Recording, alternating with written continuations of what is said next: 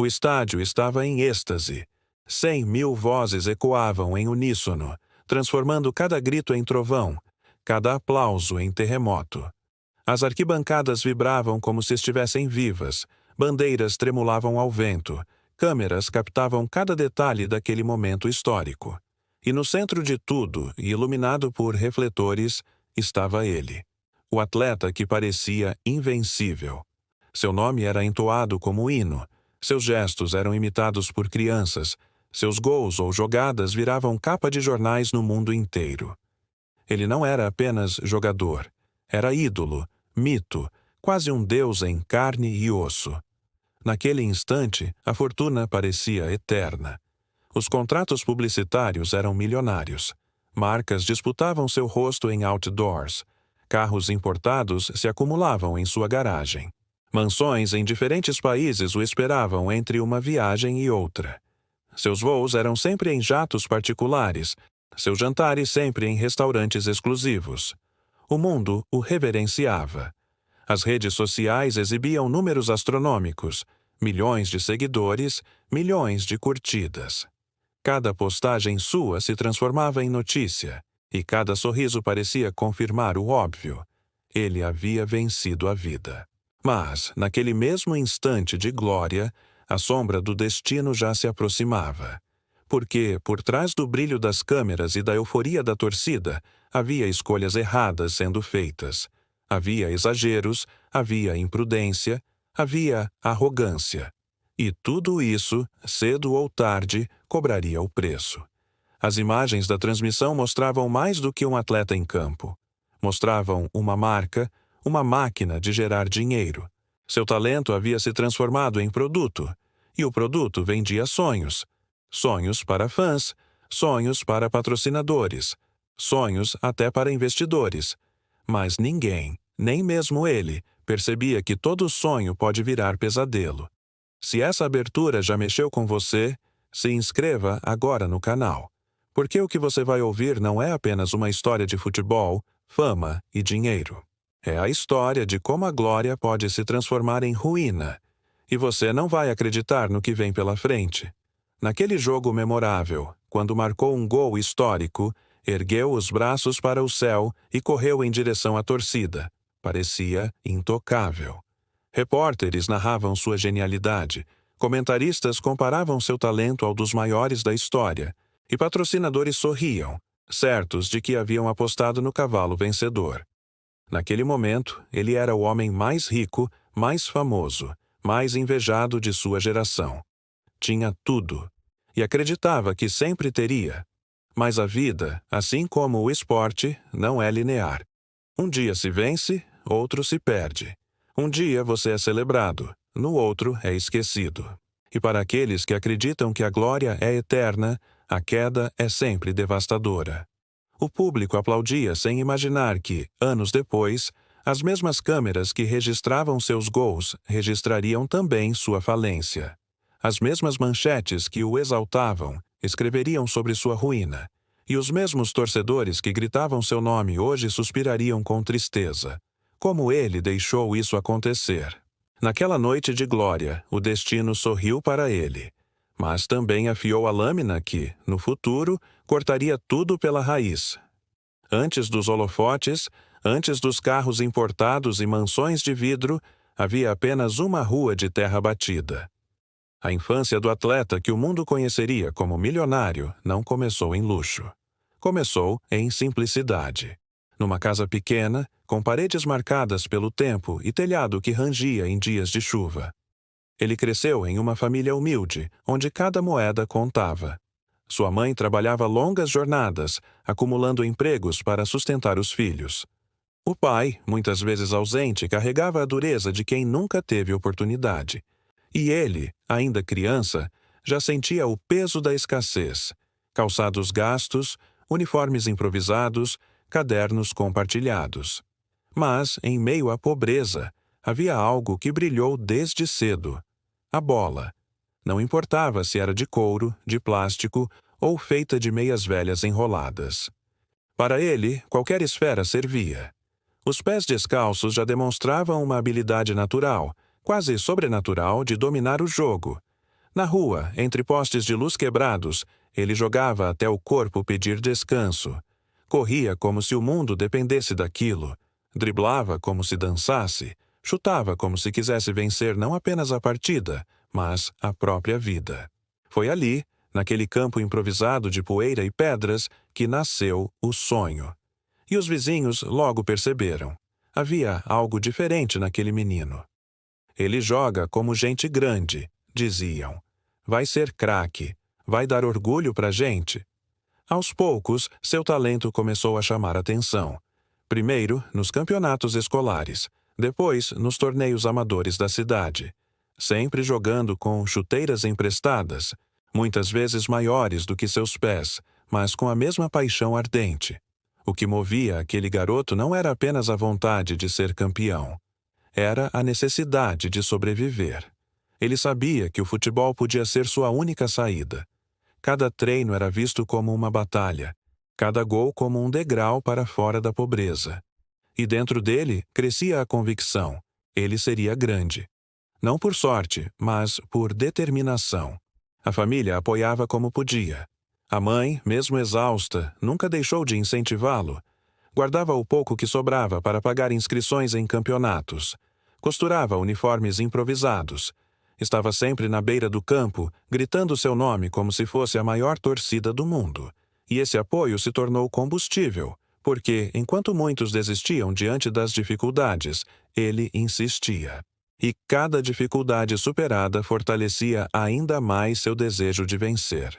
Foi em um torneio regional que sua vida começou a mudar.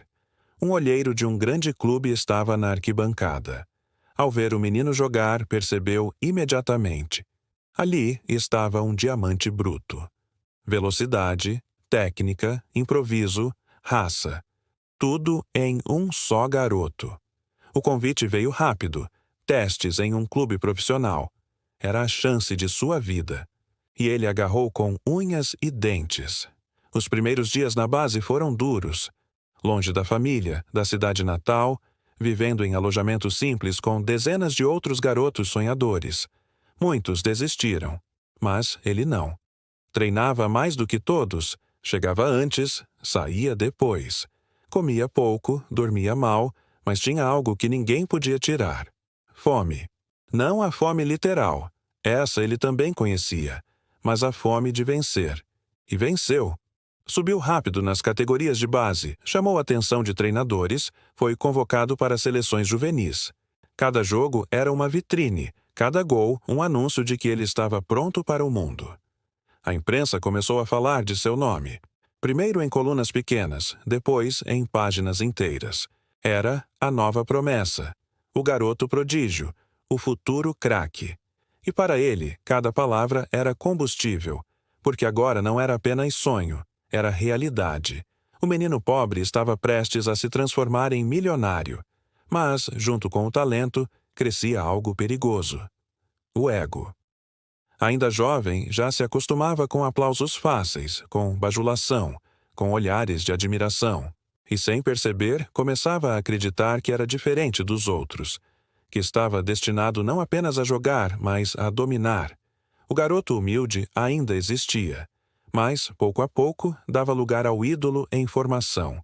E, com ele, nascia a semente da arrogância que um dia o destruiria.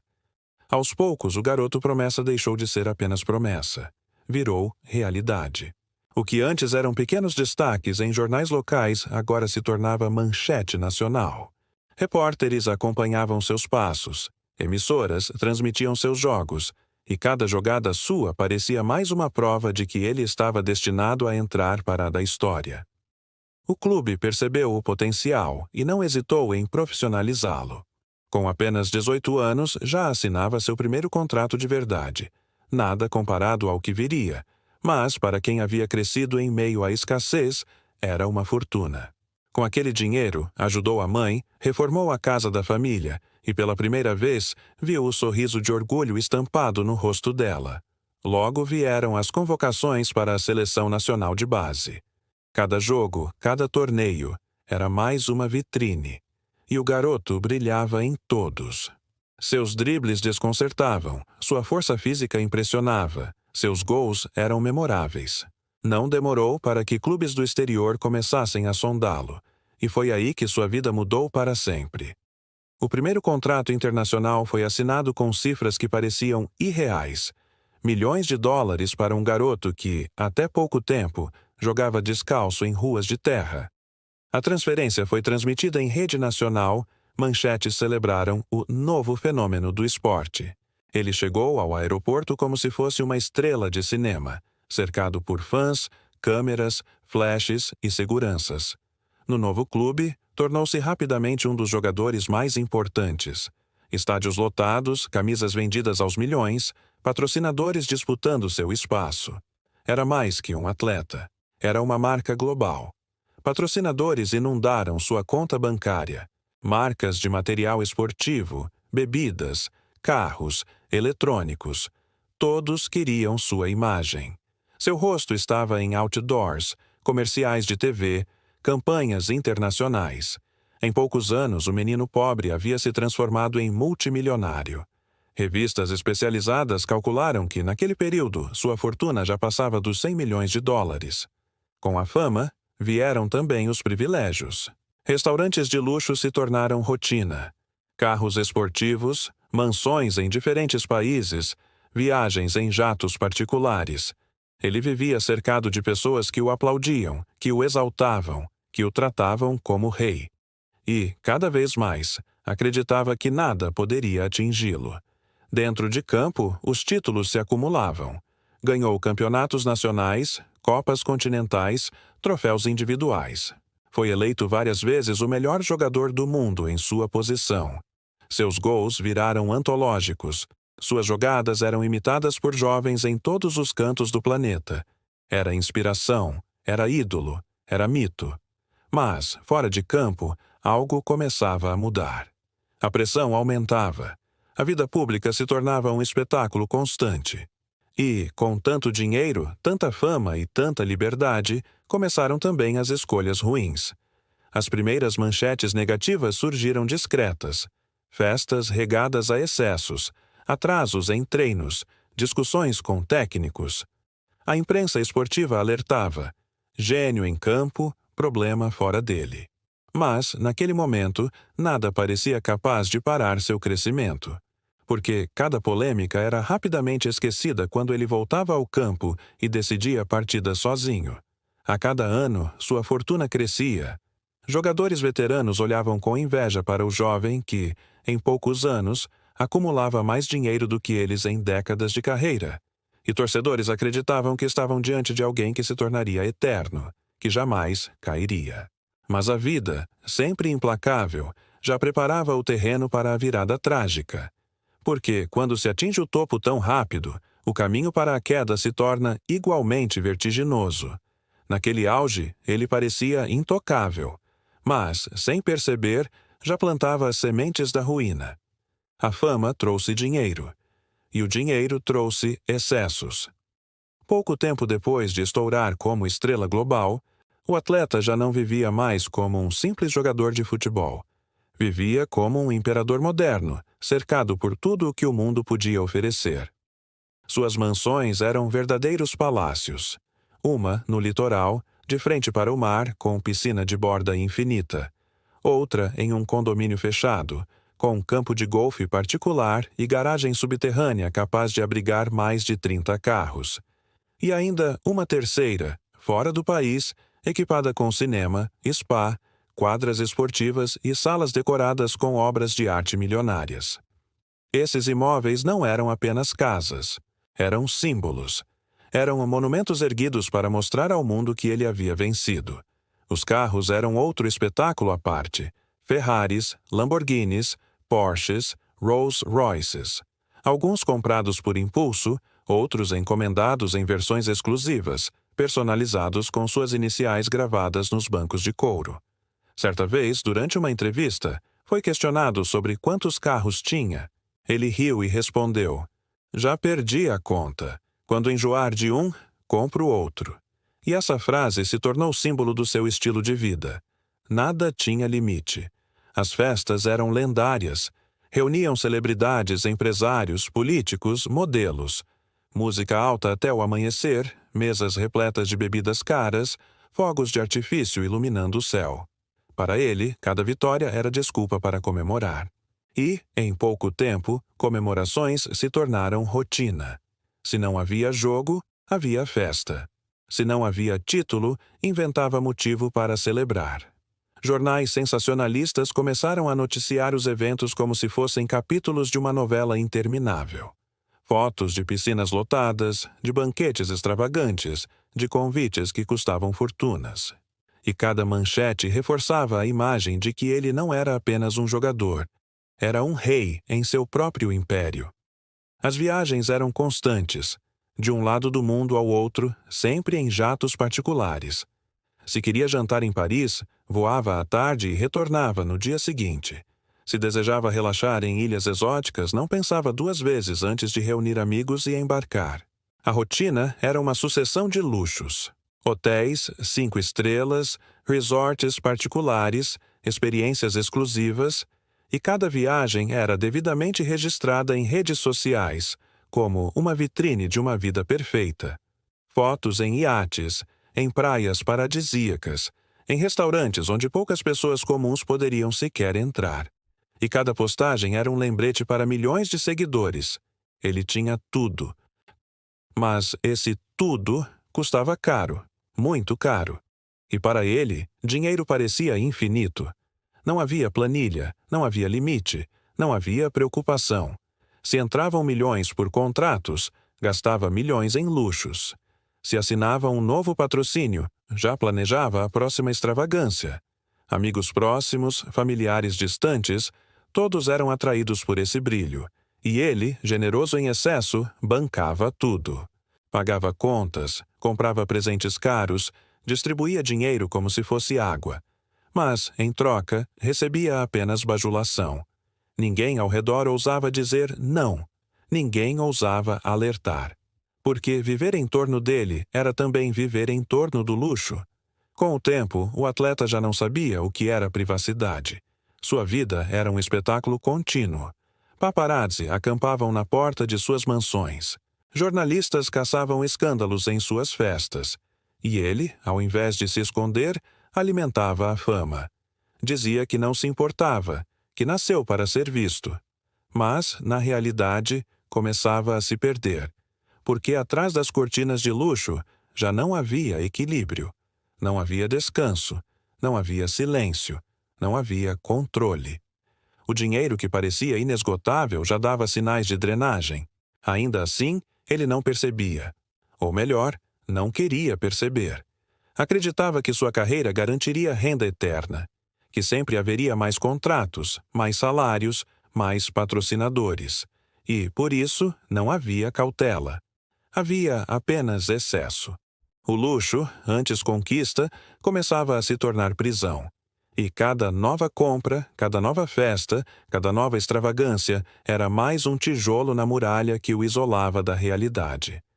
O garoto pobre havia vencido, sim, mas o homem rico já começava a cavar o próprio abismo. O auge parecia interminável, mas nenhuma glória é eterna.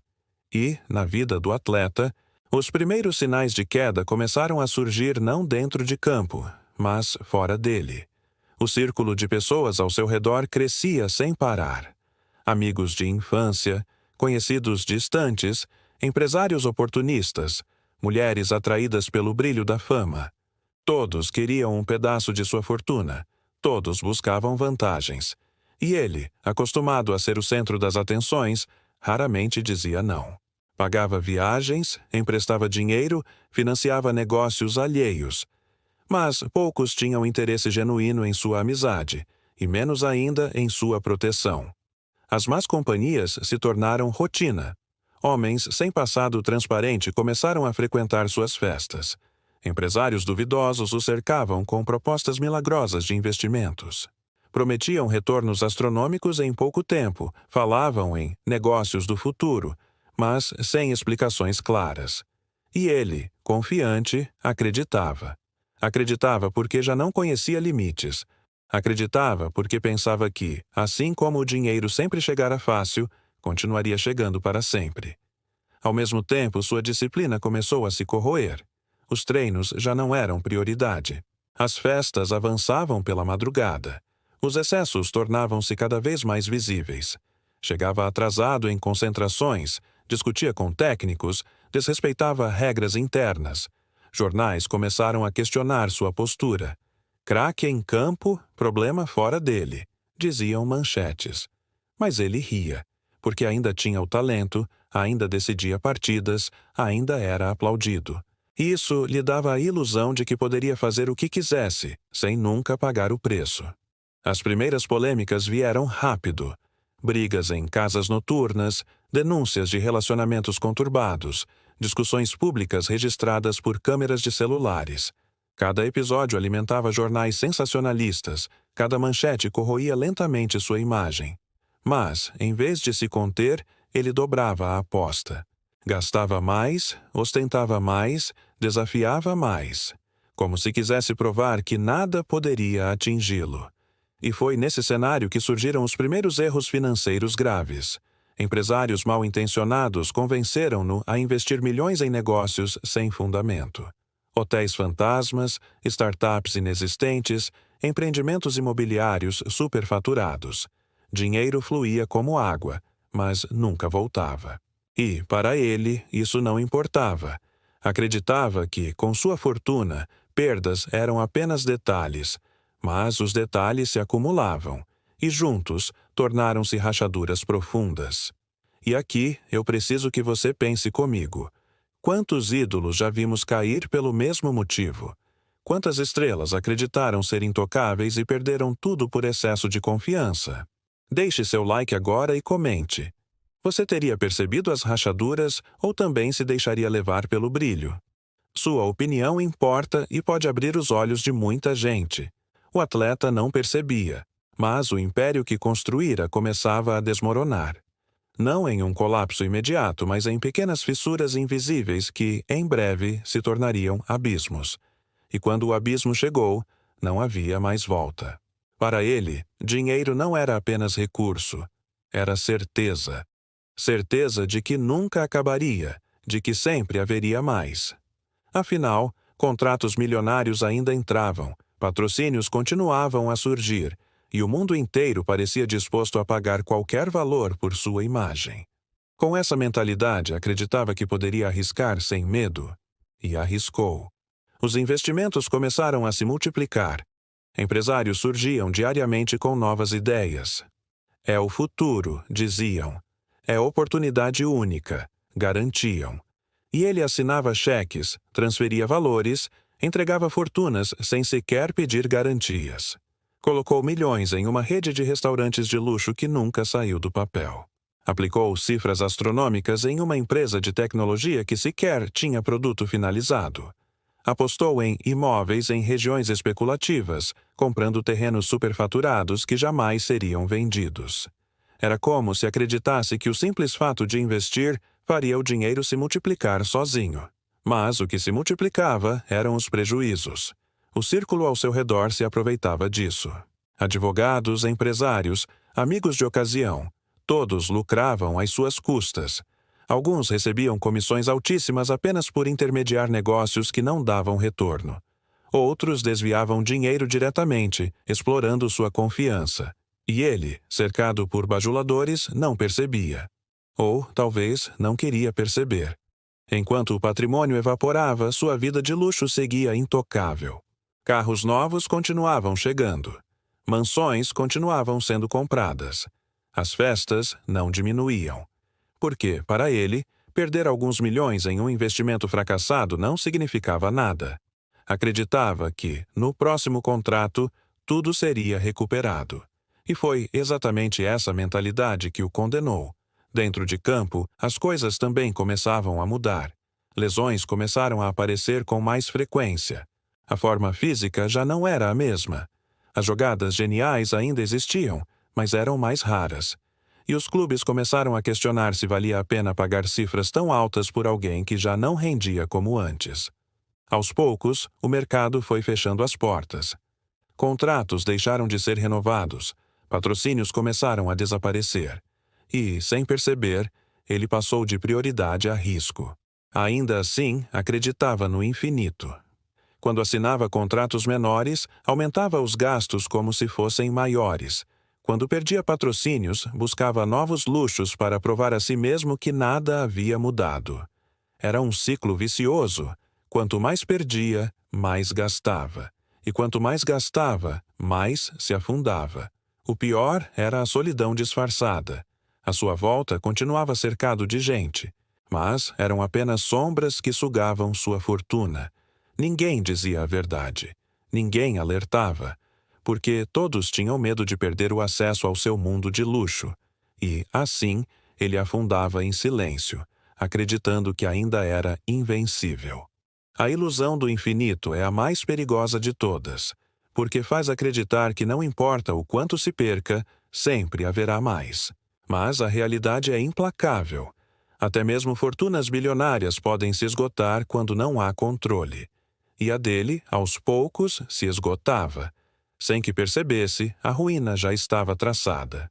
O declínio não começou fora de campo. Começou onde ele era mais forte, no gramado. As primeiras lesões surgiram como pequenas interrupções. Um estiramento aqui, uma torção ali, nada que parecesse grave, nada que não pudesse ser resolvido com fisioterapia e descanso. Mas o corpo já não respondia da mesma forma. E cada nova recuperação demorava mais que a anterior. No início, ele ainda conseguia voltar com força. Marcava gols, fazia jogadas memoráveis, arrancava aplausos. Mas, pouco a pouco, a frequência diminuía. As arrancadas explosivas já não eram tão rápidas. Os dribles já não eram tão certeiros. E, em jogos decisivos, sua ausência se tornava cada vez mais comum. Treinadores começaram a questionar. Torcedores começaram a criticar. E a imprensa, que antes só exaltava, passou a desconfiar. Será que ele ainda é o mesmo? Aos poucos, seu nome deixou de ser garantia. Contratos milionários foram renegociados. Clubes já não viam nele o craque indispensável, mas um risco financeiro. Patrocinadores, atentos à sua queda de rendimento e às polêmicas fora de campo, começaram a se afastar. E a imagem de invencível começou a se desfazer. Dentro dele, a dor era dupla, física e psicológica. A cada lesão, a frustração aumentava. A cada crítica, a raiva crescia. Mas, em vez de buscar equilíbrio, buscava fuga. E sua fuga estava nas festas, nos luxos, nos excessos. Quanto mais caía em campo, mais se afundava fora dele. Aos olhos do público, a queda era lenta. Mas, para ele, parecia abrupta. De um dia para o outro, passou de herói a vilão. De inspiração a exemplo negativo. De investimento seguro a peso morto. E quando um clube finalmente decidiu não renovar seu contrato, a notícia caiu como bomba. Jornais estamparam: fim da era do craque? Torcedores se dividiram entre tristeza e críticas. Mas todos sabiam. Nada seria como antes. Ele ainda tentava se reerguer. Mudava de clube, aceitava propostas menores, buscava novos desafios. Mas já não era o mesmo. O corpo não respondia. A mente estava desgastada. E a imagem de gênio imbatível havia ficado para trás. No futebol, como em qualquer esporte, a memória é curta. Novos talentos surgiam, jovens brilhavam nos gramados, e ele, que antes dominava as manchetes, agora disputava espaço. De estrela absoluta virou apenas mais um nome, e, para alguém que acreditava ser eterno, essa era a maior das derrotas. A queda em campo foi apenas o prelúdio da queda fora dele. Porque, sem a mesma renda, sem os mesmos contratos, sem os mesmos patrocínios, o luxo que sustentava não poderia durar. E, a partir dali, o que parecia apenas rachadura se transformaria em ruína. Quando os contratos diminuíram, quando os clubes já não pagavam cifras astronômicas e os patrocinadores desapareceram, ele acreditava que poderia manter tudo com as economias que acumulou. Mas a fortuna, que parecia infinita, começou a evaporar diante de seus olhos. As dívidas surgiram primeiro como números distantes, fáceis de ignorar. Um imposto atrasado, um empréstimo não quitado, uma hipoteca esquecida. Mas, de repente, os números se tornaram gigantescos. Milhões em débitos fiscais, milhões em dívidas bancárias, milhões em processos trabalhistas, investimentos fraudulentos e cobranças judiciais. Os credores começaram a bater à porta. O telefone já não trazia convites para festas, mas notificações de cobrança. As cartas que antes anunciavam contratos agora carregavam ameaças de penhora. As mansões, outrora símbolos de vitória, tornaram-se prisões silenciosas. Com custos altíssimos de manutenção, logo foram colocadas à venda. E quando não havia compradores, acabaram indo a leilão. Jornais estamparam as imagens. Do luxo ao leilão. A queda do craque milionário. Carros esportivos foram confiscados. Relógios raros desapareceram em leilões judiciais. Obras de arte sumiram das paredes, levadas como pagamento parcial de dívidas. A vida de abundância transformou-se em um inventário de perdas. Mas o mais cruel não foi apenas o dinheiro perdido. Foi a sensação de solidão. As mesmas pessoas que enchiam suas festas desapareceram. Os amigos de ocasião, os empresários bajuladores, os parasitas que orbitavam em torno de sua fortuna sumiram sem deixar rastros. E ele, que sempre viveu cercado de multidões, agora caminhava sozinho. As manchetes não perdoaram. Cada novo bem confiscado, cada nova dívida revelada, cada derrota judicial virava notícia. O herói que um dia inspirara multidões agora era exemplo negativo. Usado em reportagens para alertar jovens atletas sobre o perigo da má gestão financeira. E, em silêncio, ele assistia sua imagem ser destruída. Não apenas como jogador, mas como homem. E agora eu quero que você pense comigo. Você já imaginou ver uma fortuna de centenas de milhões evaporar diante dos seus olhos? Você acredita que resistiria à pressão ou cometeria os mesmos erros? Deixe seu comentário abaixo e não esqueça de se inscrever no canal. A sua visão pode ser o alerta que falta para alguém que está prestes a cair no mesmo abismo. A ruína financeira não chegou como um golpe único.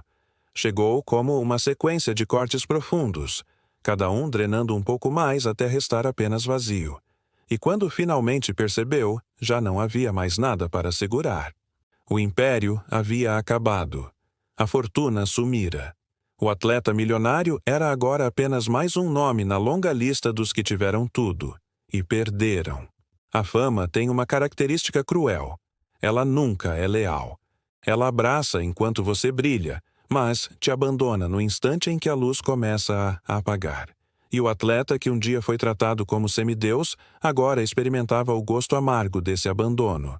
As casas, que antes viviam cheias de convidados, ficaram vazias. As festas cessaram. O telefone, que tocava sem parar com convites e oportunidades, agora permanecia em silêncio. Os amigos de ocasião desapareceram, levando junto a bajulação e as falsas promessas de lealdade eterna. E o que restou foi um vazio ensurdecedor. Nas ruas, a imagem havia mudado. Antes, fãs pediam fotos, autógrafos, abraços. Agora, olhares atravessados e cochichos o acompanhavam. Alguns diziam em voz baixa: "Olha lá, perdeu tudo." Outros zombavam: "Gastou como rei, agora vive como mendigo." Cada palavra era uma facada. Cada olhar de desprezo, um peso. E pouco a pouco, ele começou a evitar sair de casa. O ídolo virou sombra.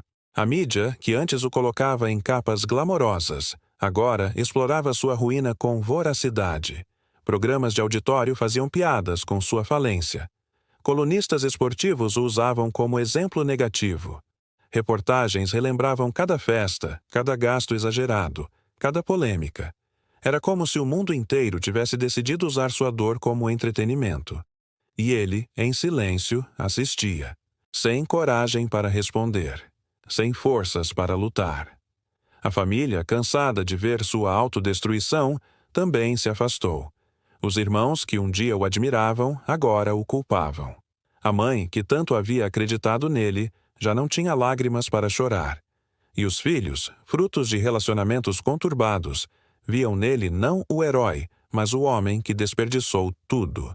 Sozinho em mansões que já não lhe pertenciam. Começou a viver em apartamentos alugados, discretos, escondidos. Não havia mais jatos particulares, não havia mais seguranças, não havia mais câmeras positivas. Havia apenas silêncio. E o silêncio, para alguém que viveu de aplausos, é mais doloroso do que qualquer crítica. E é aqui que eu quero que você reflita comigo. A solidão é, muitas vezes, o preço da arrogância. Você já pensou quantas pessoas que te cercam hoje estariam ao seu lado se tudo acabasse amanhã? Deixe sua opinião nos comentários. E se essa reflexão está te fazendo pensar, inscreva-se no canal agora mesmo para não perder o desfecho dessa história. O atleta, que um dia fora idolatrado, agora caminhava sozinho pelas sombras. E a solidão, mais do que a ruína financeira, foi o golpe final. Porque dinheiro pode ser recuperado, fama pode ser reconstruída, mas a ausência de pessoas verdadeiras, essa não tem retorno. A queda de um ídolo nunca acontece no vazio. Ela sempre ecoa em histórias já vividas, em trajetórias semelhantes, em fantasmas do passado que voltam para assombrar. E, no silêncio da sua ruína, o atleta não conseguiu evitar as comparações. Jornais começaram a resgatar casos de outros esportistas que, assim como ele, tiveram fortunas incalculáveis e terminaram em ruínas. Nomes famosos que brilharam intensamente e apagaram-se da mesma forma. Um boxeador lendário que acumulou centenas de milhões, mas perdeu tudo em luxos, más companhias e dívidas. Um jogador de basquete que desperdiçou contratos astronômicos em festas intermináveis. Um campeão olímpico que caiu no vício e morreu sozinho. Cada manchete era como um espelho. Cada reportagem era como uma sentença.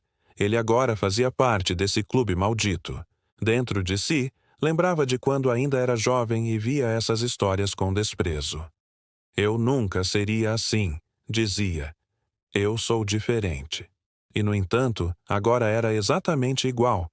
A arrogância de acreditar que o destino seria outro o havia cegado. E o eco do passado não perdoava. Torcedores também não esqueceram. Redes sociais ferviam com comentários. Mais um que teve tudo e jogou fora. Um desperdício de talento. Exemplo do que não fazer. O que antes eram mensagens de apoio, agora eram julgamentos implacáveis. E, ironicamente, muitos dos que o exaltaram no auge agora eram os mesmos que o condenavam na queda. Na solidão de seus novos dias, o atleta revisitou memórias. Assistia a vídeos de seus melhores momentos, jogos históricos, gols antológicos. E, ao invés de orgulho, sentia dor. Porque cada imagem lembrava não apenas do que ele foi, mas do que nunca mais seria. O eco do passado era cruel. Mostrava-lhe que sua história, tão única, não passava de repetição. Era mais uma versão da tragédia que sempre se repete. Talento sem disciplina, fortuna sem controle, fama sem alicerce. Ele passou a evitar entrevistas. Recusava convites para programas. Sabia que seria comparado, sabia que seria humilhado. E, pouco a pouco, apagava-se também do olhar público. De astro mundial, tornava-se uma sombra esquecida. Mas, mesmo escondido, não conseguia fugir. Porque o passado nunca desaparece. Ele ecoa, sempre. E o eco do seu era ensurdecedor. A queda de um ídolo precisa de um palco. E o palco da ruína do atleta foi o mesmo que já havia exibido sua glória. A mídia. A notícia estampou jornais e portais. Mansão do craque vai a leilão por dívidas milionárias. As imagens corriam o país. Aquela casa de luxo, com piscina de borda infinita e garagem subterrânea, agora era filmada por repórteres que mostravam cada detalhe como espetáculo de tragédia. Câmeras captavam móveis sendo retirados, carros sendo rebocados, seguranças fechando portões para conter curiosos. Era um processo frio, burocrático, mas que carregava simbolismo. A derradeira prova de que o império havia acabado. No dia do leilão, a cena foi ainda mais cruel. Curiosos se aglomeraram em frente ao prédio do tribunal. Alguns por pena, outros por morbidez, muitos apenas para testemunhar a queda. Dentro, advogados disputavam lances Investidores arrematavam bens a preços bem abaixo do valor original, e cada batida do martelo era como um golpe definitivo em sua história. A mansão foi vendida, carros esportivos raros, leiloados, relógios de colecionador, obras de arte, até camisas históricas. Tudo virou moeda de troca para pagar dívidas que pareciam não ter fim. A imprensa acompanhava cada detalhe com voracidade. Repórteres narravam ao vivo, comentaristas analisavam, apresentadores repetiam a mesma frase. Um exemplo de como a glória pode virar ruína. E, nas redes sociais, o julgamento popular era implacável. Memes, piadas, críticas, chacotas. O mesmo público que um dia gritou seu nome agora se divertia com sua dor. Ele, em silêncio, assistia de longe. Não tinha forças para aparecer. Não queria enfrentar câmeras, nem microfones, nem olhares. Mas sabia que, em cada transmissão, em cada manchete, estava sendo exibido como espetáculo. Era o protagonista de uma tragédia transmitida em tempo real. O clímax não foi apenas o leilão. Foi o reconhecimento público de que tudo havia acabado. Os bens já não eram dele. A fortuna já não existia. O nome, antes associado à glória, agora era sinônimo de desperdício. E, para um homem que viveu de aplausos, não havia dor maior do que ouvir apenas vaias. O clímax final da sua história não foi dentro de campo. Não foi em um jogo decisivo, nem em uma conquista histórica. Foi no tribunal, no leilão, nas páginas de jornais. Foi no espetáculo da ruína. E diante disso, restava apenas uma certeza. A queda foi tão grandiosa quanto a ascensão. E o preço da arrogância foi pago até o último centavo. A história não terminou com o leilão. Ela continuou a ecoar na boca de quem assistiu de fora. Porque a queda de um ídolo nunca é apenas dele. Ela pertence também a quem o acompanhou, a quem acreditou, a quem se inspirou e até a quem o invejou. Eu sou um jornalista esportivo e acompanhei toda a trajetória dele. Eu cobri a carreira dele desde os primeiros passos como profissional. Estava lá quando marcou seu primeiro gol. Estava lá quando assinou o contrato milionário. E estava lá anos depois quando vi a mansão ser leiloada. Na redação, muitos perguntavam: como isso aconteceu? A resposta era simples e brutal: falta de preparo. Não técnico, mas humano. Ele nunca aprendeu a lidar com o que tinha. Não havia limites, não havia controle, não havia orientação. Era um diamante bruto, mas não lapidado. E o que me assusta é saber que não foi o primeiro e não será o último. Quantos jovens talentos estão hoje vivendo o mesmo roteiro, acreditando que a fortuna é eterna? Essa história precisa ser contada, não para julgá-lo, mas para alertar os que ainda podem mudar seu destino. Agora, sou eu quem irá falar. O ex-companheiro de time. Eu joguei com ele, treinei com ele, vi de perto seu talento. E posso dizer, era fora de série, mas também vi de perto seu descontrole. Ele gastava como se o dinheiro fosse infinito. Ignorava conselhos. Vivíamos tentando alertar, mas ele ria e dizia: eu sou diferente. Isso nunca vai acabar. Era triste assistir, porque sabíamos que a queda viria. Não sabíamos quando, mas sabíamos que era inevitável. E, quando veio, não foi surpresa para ninguém que conviveu com ele. Apenas para ele mesmo. O que me dói é que, apesar de tudo, ele tinha bom coração. Era generoso, ajudava amigos, ajudava desconhecidos, mas, cercado de aproveitadores, nunca soube diferenciar quem estava ao lado dele de verdade. No fim, pagou o preço. Eu era torcedor, eu cresci idolatrando ele. Tinha pôster no quarto, imitava suas comemorações, chorava com seus gols. Quando ele caía em campo, eu sentia dor junto. Quando ele erguia um troféu, eu vibrava como se fosse meu. E quando comecei a ver as notícias sobre festas, polêmicas, dívidas, eu negava. Não queria acreditar. Para mim, ele era um herói. Mas heróis também são humanos. E humanos erram. Hoje, quando vejo sua história, sinto tristeza. Não apenas porque ele perdeu, mas porque nós também perdemos um ídolo. E para quem cresceu acreditando nele, Isso dói tanto quanto perder um jogo importante. Mas ao mesmo tempo aprendi algo: nunca devemos colocar ninguém em pedestal, porque quanto mais alto o pedestal, mais dolorosa é a queda. Agora, eu venho falar. Fui o economista dele. Do ponto de vista financeiro, a queda dele é um caso clássico de ilusão de perpetuidade. Ele acreditava que os fluxos de caixa menos salários, contratos, patrocínios, seriam eternos. Gastava como se nunca fossem cessar. E, quando cessaram, não havia reservas, não havia diversificação, não havia segurança. É impressionante como fortunas gigantes podem desaparecer tão rápido quando não há planejamento. Milhões se transformam em pó. E não por acaso, estatísticas mostram que grande parte dos atletas profissionais enfrentam falência poucos anos após a aposentadoria.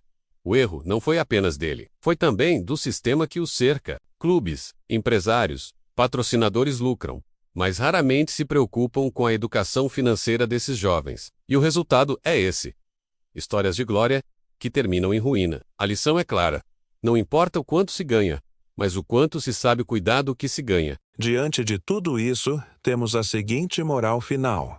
A história do atleta milionário não é apenas sobre futebol, nem apenas sobre dinheiro. É sobre a fragilidade da glória. É sobre como o talento, sem disciplina, pode se transformar em tragédia. É sobre como a fortuna, sem controle, pode evaporar. Ele foi ídolo, foi rei, foi herói, e terminou como exemplo negativo. Mas seu legado não precisa ser apenas vergonha. Pode ser também alerta.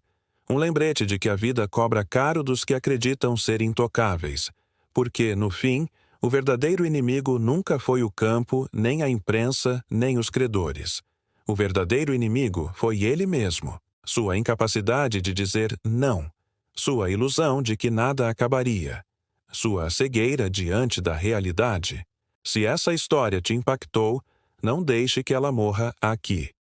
Inscreva-se agora no canal e ative o sininho, porque temos muitas outras histórias de glória e ruína que você precisa conhecer.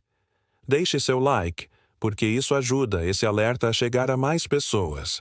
Comente aqui embaixo qual foi a parte dessa história que mais te marcou.